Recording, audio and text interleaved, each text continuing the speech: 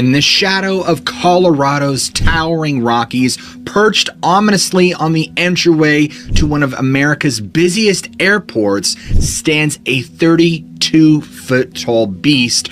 Locals call him Blucifer, an ominous harbinger of the mysterious and an omen for things to come that stand around the Denver International Airport. An art program, Masonic symbols, runway patterns that seem strangely familiar, labyrinthine underground tunnels. Are they just innocuous elements of a busy global travel hub, or is there something more evil and sinister beneath all of it? Colorado's Denver International Airport has sat at the center of dozens of conspiracy theories over the years. I mean, from the way it is decorated to the art to its construction and the layout itself, some believe that the transit hub suggests something evil is happening behind the scenes. In fact, the controversy began even before ground was ever broken.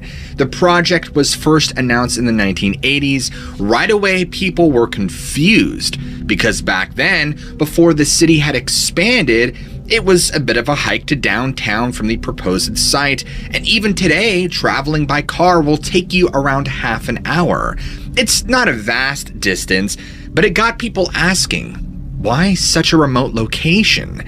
Some immediately jumped to the conclusion that it was to tap into the supernatural powers of an indigenous burial ground, although no native representatives have ever stepped forward to substantiate the claim. As an aside, rumors persist that Native American music can be heard throughout the airport in the wee hours of the morning. So again, why did they pick this spot for the Denver International Airport? Well, the answer is as simple as this. The Denver International Airport needed a lot of space. This airport ended up being the largest airport in all of America. More than 52 square miles, nearly twice as big as the next largest airport in the US. Now, for comparison, the entirety of Manhattan is just under 34 square miles. This, of course, invited a new set of questions.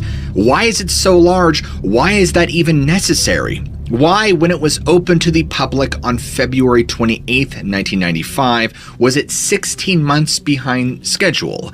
Why was it almost $2 billion over budget? And finally, once people saw what was inside, why is everything so creepy? Rumors began circulating regarding Denver International Airport. Some said that a whistleblower who worked on the project claimed a curious setback during construction. 5 buildings, all several stories, were completed only to be covered up by the existing airport. What was the purpose of these underground structures? From there, the rumor mill began chugging along at full speed. Workers stepped forward, claiming that the airport sat atop a labyrinth of long tunnels leading God only knows. Some say that they led to laboratories, which support an extensive psychological warfare testing program. Others say that these are actually secret runways to be used by the elite just before an impending global cataclysm. As evidence for this, some point to Comet Elenin, which came shockingly close to the Earth in 2011. At the time, President Barack Obama was at the Denver International Airport, supposedly a clear indication that he was ready to take shelter should the comet make impact. Now, the Denver Airport representative Stacey Stegman discussed one of the more popular theories surrounding the underground tunnels. She claimed, there are so many theories out there and ideas of what's going on in these tunnels. Probably one of my favorites is that there's miles and miles that connect to Cheyenne Mountain, where NORAD is, in the Colorado Springs area, another secret underground bunker. For reference, that would be nearly 100 miles away. The truth of the matter is that the tunnels indeed exist. Thousands of Denver International Airport employees enter them every day. Some of them are unremarkable, similar to underground maintenance structures you might find in other large buildings. Most of them, however, are the remnants of what was once a state-of-the-art baggage claim system installed underneath the airport during construction. It was incredibly expensive at the time. As part of the required infrastructure, a pair of 7,000-foot-long tunnels ran parallel to the underground trains in the airport. With this came 470,000 square feet of subterranean space beneath the property. Just for the record, instead of saying Denver International Airport, I'm just going to call it DIA, so you guys will know what I'm talking about. Heath Montgomery, DIA's senior public information officer, said this: "There's a certain mystique to anything you can't see. The fact of the matter is, it would take me 3 days to show you everything down here." The baggage system was automated until September 2005, when it broke. Being infamously difficult to repair, it was left inactive, and handlers were forced to manually carry luggage. In this capacity, the tunnel system was used until 2010. At least, that's the official explanation. Dismissals like those offered by Heath Montgomery and Stacey Stegman do little to squash the rumors of even more tunnels beneath the supposed baggage claim area. Passageways that, if not leading to military installations in the region, at least offer travel to buried subterranean bunkers where influential individuals might ride out any turmoil on the surface. Another idea is that these structures beneath DIA will serve in the future as a holding area to imprison anyone foolish enough to revolt against a new power structure. Corralled like cattle by a sinister government organization like FEMA, but other people claim that it is not human beings that lurk beneath DIA, but entities of a far more sinister nature.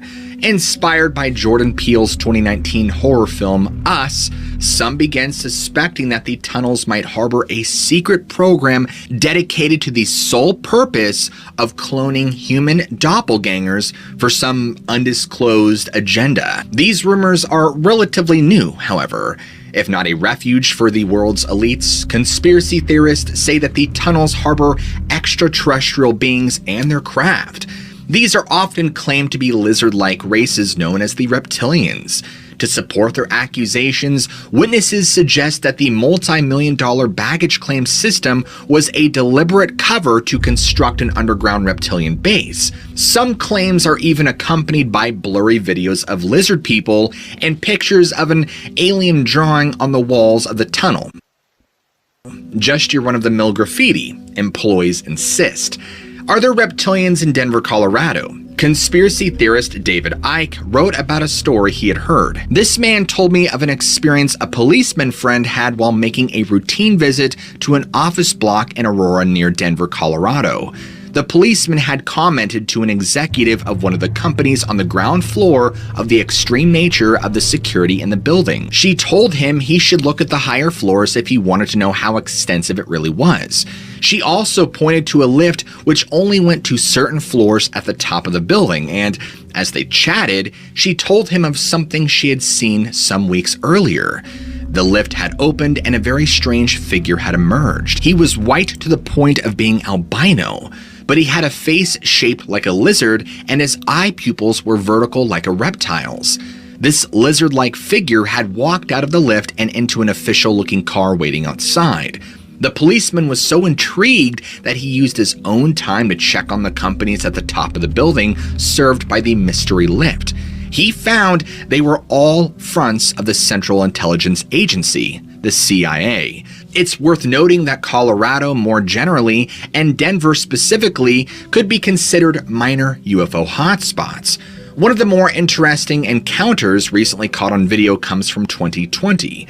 On Monday, August 3rd, CBS 4 in Denver received numerous calls describing something strange hovering in the sky. For once, it was easily caught on camera. CBS 4 photojournalist Jeremiah Belalay was able to obtain video. Unfortunately, experts from the FAA declared that it was most likely a high-altitude balloon released by a group called the Loon Project. The balloon was allegedly used to study the weather. Other sightings from earlier that year in Colorado are not as easily explained away. Between December 2019 and January of 2020, a series of widely reported sightings described swarms of mysterious drones darting through the skies between northeastern Colorado and Nebraska. The reports would take place between 6 and 10 in the evening and included as many as 19 drones at a time. Their movements were compared to what one would see in a grid search, and the largest seemed to have a wingspan of 6 feet across. Now, given the numbers in which they appeared, authorities were quick to rule out civilian operators. Their appearance at night also might have put them in violation of FAA guidelines. These factors left both witnesses and officials confused. Deanna Schwind of Brush, Colorado told CPR News, "They've got 2 red blinking lights and a white light.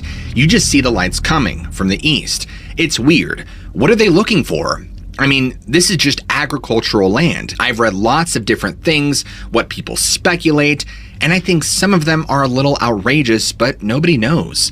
But I don't know. I think people need to be prepared for something that could happen." Morgan County Sheriff Dave Martin tried to calm his constituents. He said, "There is no local crime that I am aware of that has been committed, but it is very unnerving for our citizens. Everybody's concerned because of the unknown. A lot of our sheriff and law enforcement partners have been busy with these types of calls, just trying to figure out what it is and who it is. I don't believe a drone flying over my house can tell if I have guns in my house or not, and I don't believe it's an X-ray drone. If it is, it's going to be very disappointed looking in my house." Despite these commitments, the 2019 to 2020 Colorado drone sightings simply ended as abruptly as they began. No convincing explanation has ever been offered. UFO sightings in Colorado have continued until the present day. In fact, as April 7th, 2023, at least a dozen UFOs had been officially recorded in the skies above the state, to say nothing of other sightings that have gone unreported. A quarter of them were in and around Denver. Among the most dramatic was a luminous orb compared to a disco ball in the air above Yampa on Valentine's Day, which was observed changing colors for nearly an hour before departing. Another UFO, this one triangular, was seen above Thornton for about 10 to 15 seconds on February 25th before simply soaring away. It seemed to be surrounded by some sort of energy emission. On February 24th, 2023, a Reddit user had the following to say about their UFO sighting above Littleton, Colorado. "About 15 or 20 minutes ago, my friend and I were looking at the stars through a telescope when he taps me. I look up, and there was a large V-shaped object in the sky moving fairly fast and silent. Wild for how close it seemed. I could make out a few lights underneath and towards the back, but they were not on, it was just very dark. I could just see the outlines of what looked like lights on the bottom. It cruised for about 20 or 30 seconds, then vanished." This was near Aspen Grove Shopping Mall, looking southwest, and the UFO was moving east. This object was very low to the ground, not a dot in the sky whatsoever. This looked maybe 500 to 1,000 feet in the air, if I had to guess. Littleton is just under 25 miles southwest of the Denver International Airport. With so many UFOs seen in the Denver area, could DIA play a role, perhaps as a staging ground or a launching pad? Tantalizing hits of odd activity over the years only invite more questions. The Denver Public Library has this curious bit of pop culture trivia to offer. One of the stranger and most easily dismissed claims began with an anonymous individual watching or rewatching the 1977 Steven Spielberg classic Close Encounters of the Third Kind. In the film, a mysterious broadcast purportedly reveals the coordinates for Devil's Tower, a Wyoming landmark that is pivotal to the story. However, for some unknown reason, the coordinates don't actually correspond to the location of said landmark. Years later, the mystery of the strange coordinates was revealed. They actually indicated the future location of, you guessed it, Denver International Airport a dozen years before construction on the airfield began. The library is quick to add that these coordinates don't exactly line up with the DIA. They actually point to a small town named Oltz, which is an acronym for a unique little town, about 65 miles away from the Denver International Airport. But other more verifiable developments still hold an air of mystery. In February of 2007, no less than 14 airplanes entering and leaving DIA had their windshields cracked. Were these accidents somehow evidence of extraterrestrial intervention or weapons testing? The official statement indicated these cracks were due to foreign object debris. Again, a mundane explanation was presented, but did little to answer the mystery. The Denver Post wrote this: microscopic analysis of the 21 front and side windshields cracked during a storm revealed fine particles causing pitting that in turn caused cracking. Only the outer layer of the triple layer windshields cracked, and none of the planes declared emergencies. Some of the 6 planes developing windshield cracks during takeoff aborted the effort. 1 developed cracks after it landed, another 2 while taxiing to the terminal after landing, 3 as they were parked at the gate, and 1 while being pushed back from the gate. 1 plane developed a problem at altitude while the aircraft was at 19,000 feet. Investigators were unable to determine the precise nature of the debris. So, if not UFOs, then what could be the driving force behind making DIA so strange? Well, I mentioned it earlier, and now's our chance to dive in head first. Many conspiracy theorists believe that the Denver International Airport is a facility that will play a crucial role after a takeover by the New World Order, or NWO. People who hold the NWO conspiracy theory believe that a clandestine, totalitarian, one-world government has been in the planning stages for decades, awaiting the right time to strike. This organization, run by the world's most elite power players, will usher in a new era of oppression, all in the name of organizing Earth under one fascist regime. This might begin with a global economic collapse, an unprecedented terrorist attack, a natural disaster or similar emergency, or a combination of all the above. The military moves into institute martial law, and it's all downhill from there. This is where the idea originates that the tunnels under DIA might harbor underground bunkers and runways, or that they will be used to imprison dissenters. As evidence that DIA is a secret NWO facility, conspiracy theorists point to a curious capstone hiding in plain sight. You see, the dedication capstone for DIA prominently features a Masonic crest, the symbol of an organization long tied to a vast number of other conspiracy theories regarding world domination and population control. While this isn't that uncommon, lots of buildings feature this emblem placed by the Masons. Another part of the engraving is more convincing, though. Beneath the crest and the dedication date of March 19, 1994, you can clearly see the words New World Airport Commission. This seems like a bothersome overt confirmation that the airport was built by the New World Order, perhaps the first in a series of installations designed to subjugate humanity. Beneath this capstone sits a mysterious time capsule with instructions to remain sealed until 2094, perhaps the date when the NWO's plan is to be fulfilled. But that isn't all. There are also a series of what some say are inscriptions of strange words in the floor at various locations in the terminals. The words are not in English nor any other widely spoken language, prompting some to believe they might be arcane magical incantations or some sort of secret code. It all adds up to something very odd.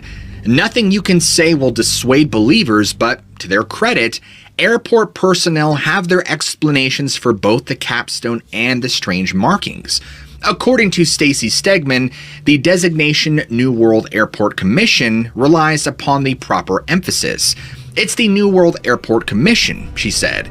It was a group of civic leaders, business leaders, political leaders that all came together to help fundraise and plan a number of pre-opening events before the airport ever opened.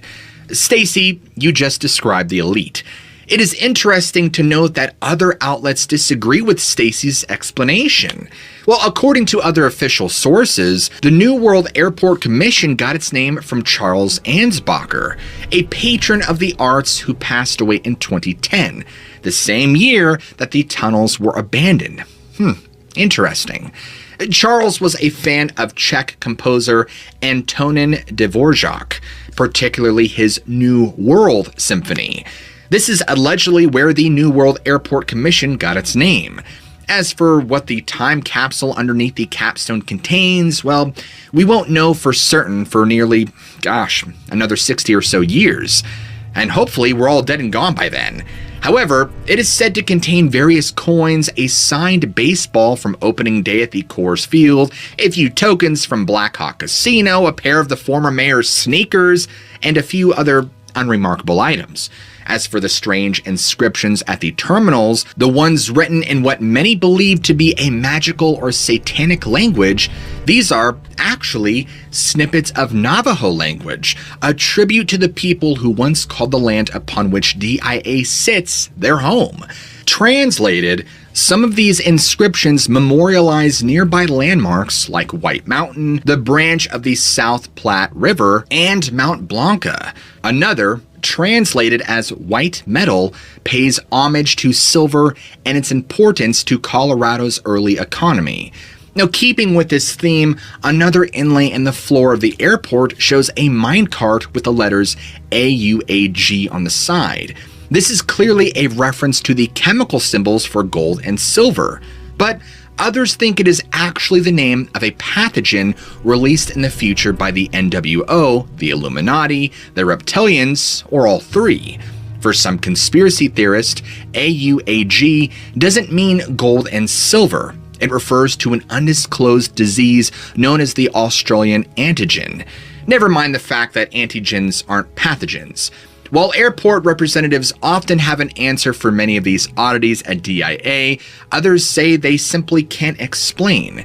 Chief among these is the layout of the runways themselves. Self-proclaimed conspiracy factualist Greg Erickson holds that the layout of DIA is clearly arranged in the same formation as a hate symbol. Tell me your gut reaction. Gut reaction to this picture I'm going to show you.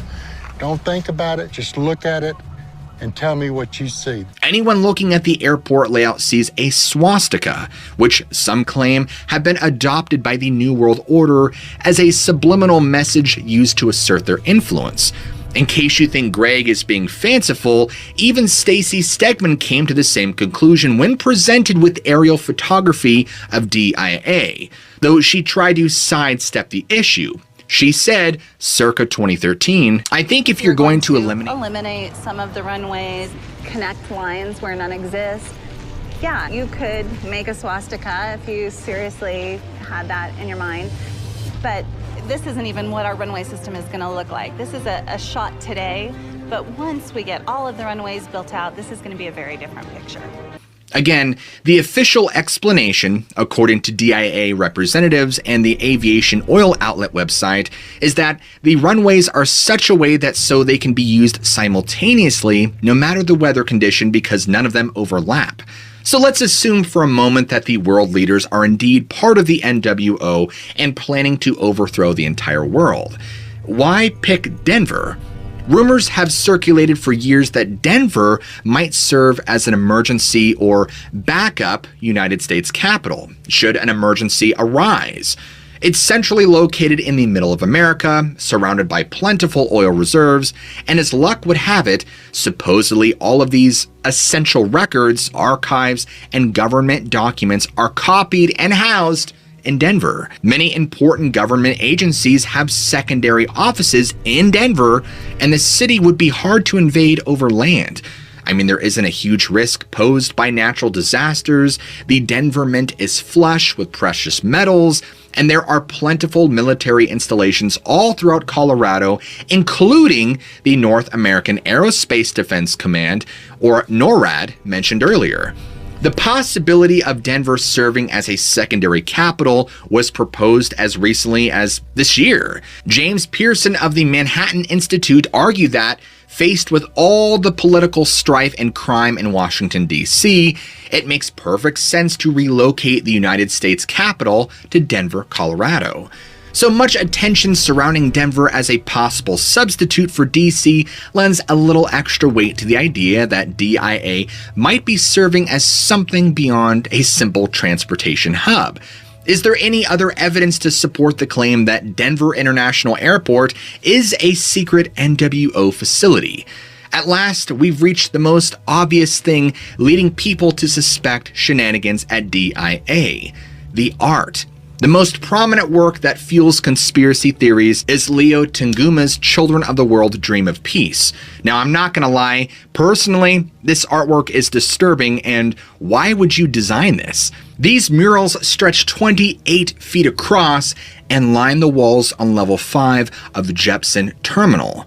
According to Denver Public Art, Tanguma's intention was to depict children displaying great sadness over the destruction and extinction of life, while the mural's second half was intended to show humanity coming together to rehabilitate and celebrate nature. It was a noble goal, but even people uninclined towards conspiracy still find the imagery disturbing, including me. One of the most notable figures in the art is a gas-masked stormtrooper wielding a scimitar toward a sleeping child, impaling a white dove of peace. In the other hand, it holds a rifle with a bayonet. Behind this scene lay ruined, bombed-out structures of an endless row of grieving parents. Another mural shows a world ravaged by the end times. Animals lay dying, as do women and children in coffins. Pretty dark for a mural. The final shows a utopia filled with a diverse set of young kids gathered underneath a rainbow, laughing and smiling. They have beaten the swords and weapons of war into plowshares. For conspiracy theorists, Tanguma's mural is an explicit declaration of the New World Order's plans to depopulate the Earth through violence and rule with an iron fist. Stacy Stegman rejected this, saying that this mural in particular gets talked about quite a bit. This is showing off what society should be, what we should be striving for. You sure about that? There's an issue with Tanguma's mission statement of peace. You see, the violent portion of the mural is to the right of the peaceful mural. So, if read left to right, the way languages like English are, it implies a transition to violence rather than away from it. Regardless of the intention, many found the imagery very disturbing, and the last thing you want to see at the beginning of a vacation or coming home from a long trip is this darnable mural. In 2018, the murals were taken into storage while Jepson Terminal was remodeled. There's so much art at DIA, we can't get into all the imagery involved, but luckily, we don't have to. Somebody else has done the work for us, and you could see his videos in all their glory here on YouTube. William Tapley, who has deemed himself something called the third eagle of the apocalypse and the co-prophet of the end times. And he runs a YouTube channel, Third Eagle Books, and has numerous videos detailing all the perceived diabolical imagery throughout the DIA, including the murals. It's an exhaustive deep dive. And according to William, art at the DIA includes everything from satanic prophecies to hidden warnings to Barack Obama. Above all else, William seems to see penises. Yes, penises everywhere. Throughout the entire airport, William even wrote a charming little song about them called the DIA. His observations have brought him to the attention of various news personalities, including Stephen Colbert and Anderson Cooper. In fact, Mr. Tapley has taken his phallus philosophy, into a whole new level. Nearly 15 years ago, Cooper put William on his ridiculous for the third time, which is a rare feat. You guessed it, that's Pena Boulevard. So does that mean he is truly onto something? Who's to say? Now, why is there so much art at Denver International Airport? Because the city's public art program is supported by a mandatory 1% capital improvement budget, DIA has become something of a dumping ground for a lot of art exhibits. All told, the collection consists of 40 pieces. Many are straightforward, some, like Tanguma's murals, are flat out bizarre. As another example of DIA's oddities, consider Notre Denvor, an art installation on the west side level 5 baggage claim area. A pair of bronze gargoyles popping out of suitcases looks over travelers as they fetch their luggage. According to artist Terry Allen, the intention was just as gargoyles on old cathedrals ward off evil and keep watch over those inside, The gargoyles playfully watch over those waiting to get their bags. It's a cute idea, but when taken with all the other bizarre imagery and symbolism and rumors, it definitely puts things on the edge. These aren't the only famous statues at the airport. In June of 2010, DIA erected a 22-foot tall statue of Anubis. Alright, at this point it's getting really strange. For those that don't know, Anubis is ancient Egypt's jackal-headed death god. While officially it was part of an advertising campaign for the Denver Art Museum, which was scheduled to display the traveling King Tut exhibit that same year, it nonetheless raised even more eyebrows among conspiracy theorists. This sculpture was removed when the exhibit moved out of the town in January 2011. Now, easily the most famous sculpture at the DIA is, of course, the Blue Mustang, a 32-foot tall statue of a horse rising majestically over Pena Boulevard. As its name indicates, the sculpture is entirely blue. But that isn't the most unsettling thing. At night, Blue Mustang's eyes glow a neon red, earning the sculpture the nickname Blucifer. Now, the reason for the red eyes is that the statue's artist, Luis Jimenez, often included them in his sculptures. They were a tribute to his father, who ran a neon shop that Luis worked at in his youth. The blue color is itself a tribute to his horse, Blackjack, who is a blue Rowan Appaloosa. Regardless of Luis's intentions, Blue Mustang has taken on a life of its own. Some people believe that it is secretly a tribute to the four horsemen of the apocalypse. Others, well, just like William Tapley, just see Blucifer's mane as a collection of penises. Even though these claims have no real merit, Blue Mustang's dark history cannot be denied. I mean, for years, Luis Jimenez joked that the statue was going to kill him, and then one day it actually did. You see, it was 2006 on June 13th, and Luis was working on Blue Mustang in his Hondo, New Mexico art studio when, for some reason, a portion of the sculpture came loose from the hoist suspending it, and the massive section swung down, pinning Luis to a steel support beam, the impact severing an artery in his leg, and he bleeds out onto the floor and he's gone, right? So Luis Jimenez was eventually taken to the Lincoln County Medical Center, where it was then he was pronounced dead a short time later. But it wasn't until after his death that his staff, family, and friends helped complete the $300,000 statue, which now stands firmly at DIA. New York Times journalist Sarah Barr explained how Blucifer's legacy became larger than life. I talked to a restaurant server later on when I was in the city. I had an Uber driver who was going off on Blucifer and food storage mounds on the property to prepare for the apocalypse. It was pretty funny, because almost everyone had some sort of opinion on what was going on at the airport. The top of the Denver airport has what looks like white tents on the roof, and one of my friends said some people claim that those represent KKK hoods, which is not true. One person told me that Blucifer's eyes weren't red and glowing until after the creator died, which also is not true. After my article was published, readers messaged me with their own stories. One man told me he used to tell his kids that Blucifer would blast lasers out of his eyes and vaporize a passing car once a day. As for the origin of Blue Mustang's glowing eyes, the answer might be something beyond a simple tribute to Luis Jimenez's father. The Denver Public Library wrote this: Luis's wife has also recounted a story of Jimenez's investigating a noise late at night and being frightened by a pair of glowing red eyes in his living room. After his initial shock, he realized that they were those of his horse Blackjack, who had somehow gotten into the house. Who on earth lets a horse into the house? She speculates that he chose the red eyes to illustrate the point that sometimes things can seem frightening simply because they're unfamiliar or unexpected. While most businesses would shy away from such outlandish and, frankly, controversial subject matter, the Denver International Airport has embraced a different tactic. Rather than constantly trying to dismiss all the conspiracy theories surrounding the facility, they have simply embraced them. In fact, since 2019, barricades erected around renovation work in the airport now display cheeky messages, insinuating that the work they are doing is something more sinister. Some of them display humorous opinion polls, asking visitors to guess what mysteries lie behind the scaffolding.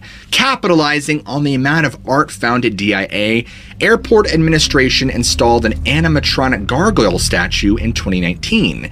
Named Gregoridin, or Greg for short, the figure speaks to visitors, offering such quips as, "Welcome to Illuminati headquarters." In April of that same year, DIA partnered with the Roswell International Air Center to become Supernatural Sister Airports. In addition to the pledge to enhance industry best practices for tourism, commerce, and trade, the agreement also contains contingencies for sharing strategies to combat an extraterrestrial invasion. That's odd, isn't it?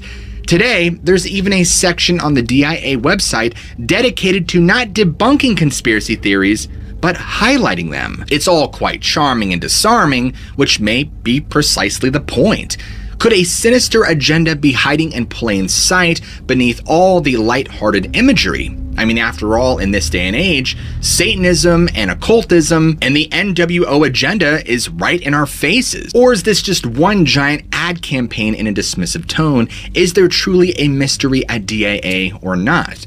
If there is something strange going on inside or beneath the Denver International Airport, maybe we don't want to know the answer. By all accounts, when the truth is revealed, it will certainly come at a cost.